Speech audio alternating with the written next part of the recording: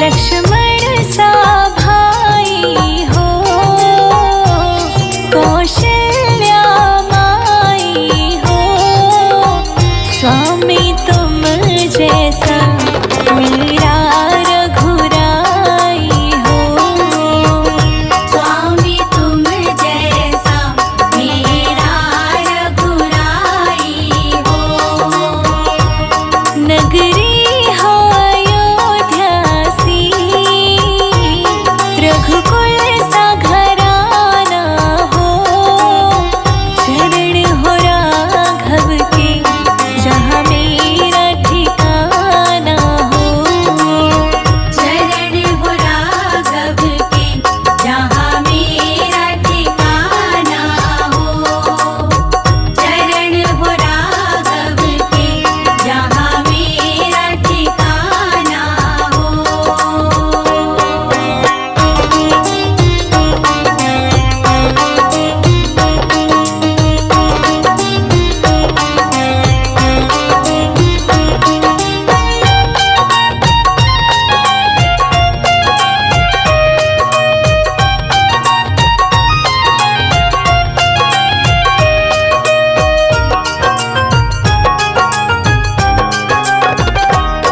हो त्याग भरत जैसा, सीता सी नारी हो। हो त्याग भरत जैसा, सीता सी नारी हो। हो त्याग भरत जैसा, सीता सी नारी हो। लव कुश के जैसी संतान हमारी हो। लव कुश के जैसी संतान हमारी हो। नगरी हो अयोध्या सी,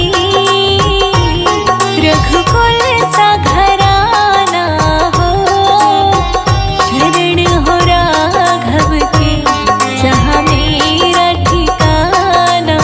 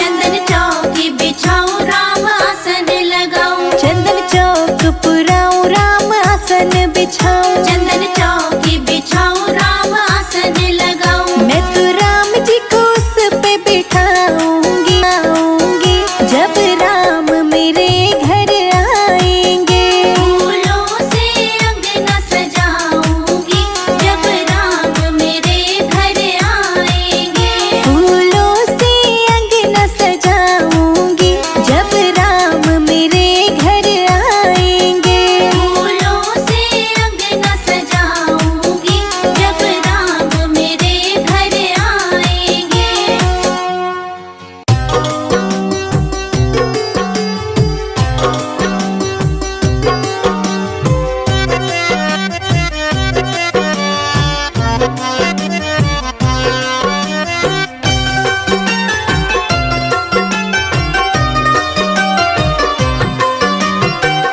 जरा देर ठहरो राम हरे राम राम जरा देर ठहरो राम तमन्ना यही है अभी हमने जी भर के देखा नहीं है अभी हमने जी भर के देखा नहीं है जरा देर ठहरो राम तमन्ना यही है अभी हमने जी भर के देखा नहीं है अभी हमने जी भर के देखा नहीं है अभी हमने जी भर के देखा नहीं है अभी हमने जी भर के देखा नहीं है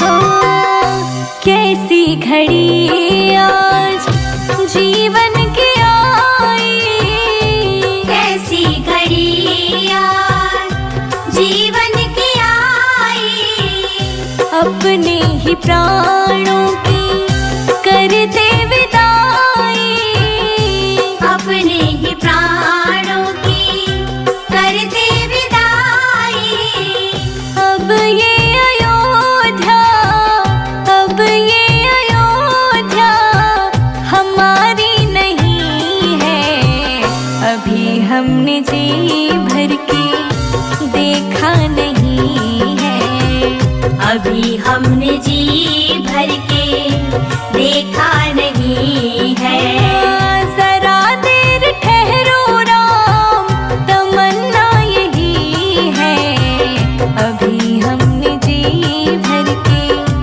देखा नहीं है अभी हमने जी भर के देखा नहीं है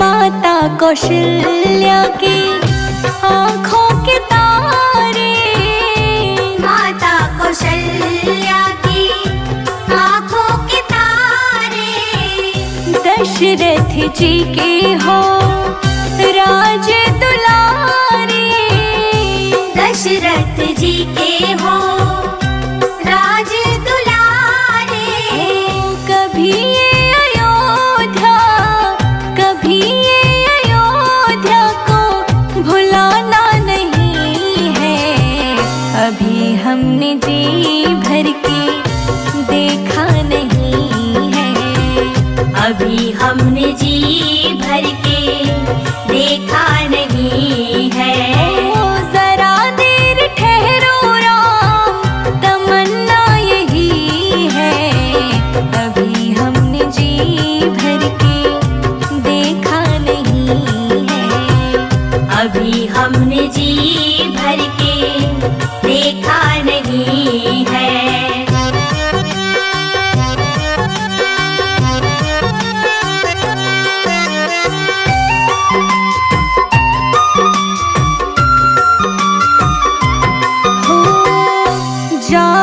प्रभु अब समय हो रहा है। जाओ प्रभु अब समय हो रहा है।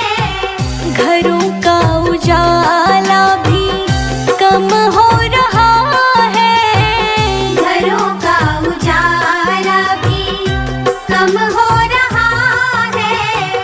अंधेरी निशा का, अंधेरी निशा का ठिकाना नहीं है। अभी हमने जी भर के देखा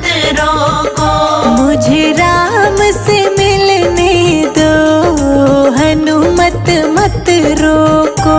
मुझे राम से मिलने दो, हनुमत मत रोको।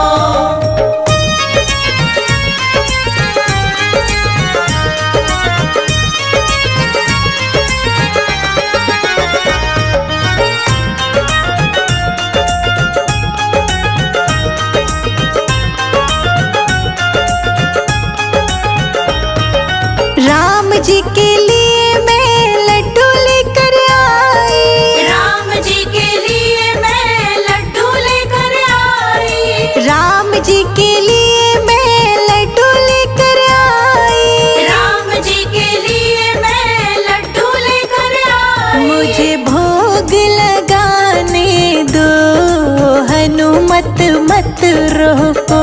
मुझे राम से मिलने दो, हनुमत मत